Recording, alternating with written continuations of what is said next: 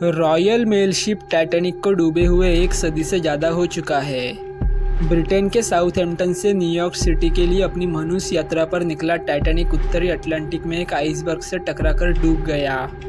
Atlantic इस जहाज़ के लिए एक ठंडा कब्रिस्तान बनकर उभरा। उस समय का दुनिया के सबसे बड़े जहाज़ की 14 अप्रैल 1912 की आधी रात एक आइसबर्ग से टक्कर हो गई। इस तरह घंटों तक चले जद्दोजहद के बाद 15 अप्रैल को यह जहाज़ पूरी तरह जलमग्न। टाइटैनिक को उस समय एक तैरते हुए शहर की उपाधि दी गई थी। इस जहाज़ की लंबाई देखकर उस समय लोग हैरान हो उठे थे। इसके पीछे की वजह जहाज़ का विशालकाय आकार था, जो उस समय का सबसे बड़ा समुद्री जहाज़ था।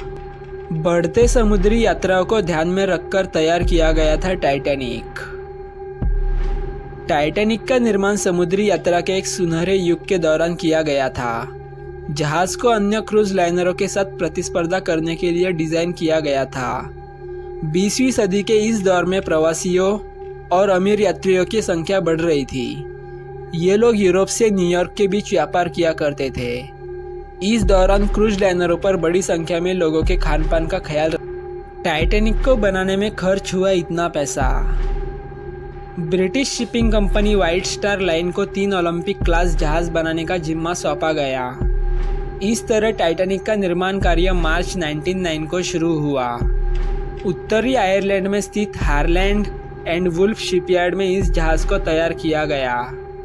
टाइटैनिक को तैयार करने में उस समय $7.5 मिलियन का खर्च आया, जो आज के समय $192 मिलियन यानी कि लगभग 14 अरब रुपए बैठता है। इस जहाज़ में 16 वाटर टाइट कंपार्टमेंट थे, जो जहाज़ में पानी भरने के दौरान बंद हो सकते थे। इस तरह यह जहाज़ अपने समय से आगे की सोचकर तैयार किया गया था।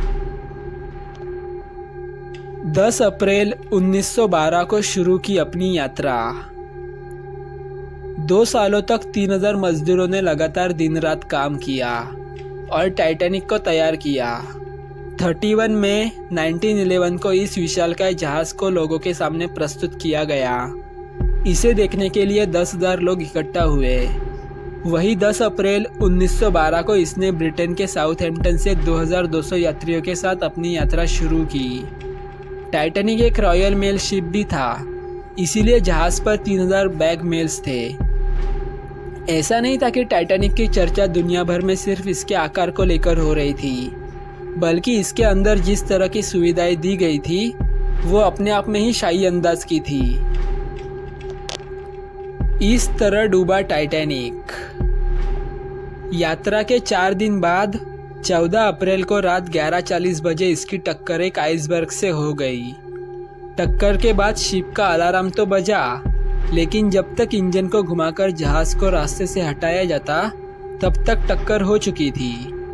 टक्कर के तुरंत बाद टाइटैनिक में तेजी से पानी भरने लगा। जहाज का अगला हिस्सा अब धीरे धीरे समुद्र में डूबने लगा। इस दौरान जहाज पर सवार लोगों के बीच अफरा तफरी का माहौल था। टक्कर के करीब 3 घंटे बाद 15 अप्रैल की सुबह 2:20 बजे जहाज का अगला हिस्सा समुद्र के आगोश में समा गया और इसका पिछला हिस्सा ऊपर उड़ गया। इसके बाद जहाज के 2 टुकड़े हुए और करीब 2 घंटे में यह पूरी तरह समुद्र में डूब गया। इस हादसे में करीब 700 लोगों की जान बच पाई, जबकि 1500 लोगों की मौत हो गई।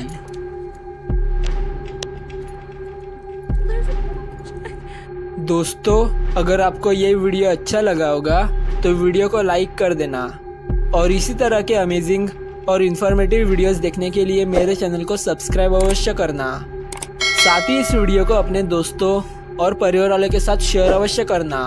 और आपको ये वीडियो कैसा लगा, यह हमें कमेंट बॉक्स में कमेंट करके ज़रूर बताना।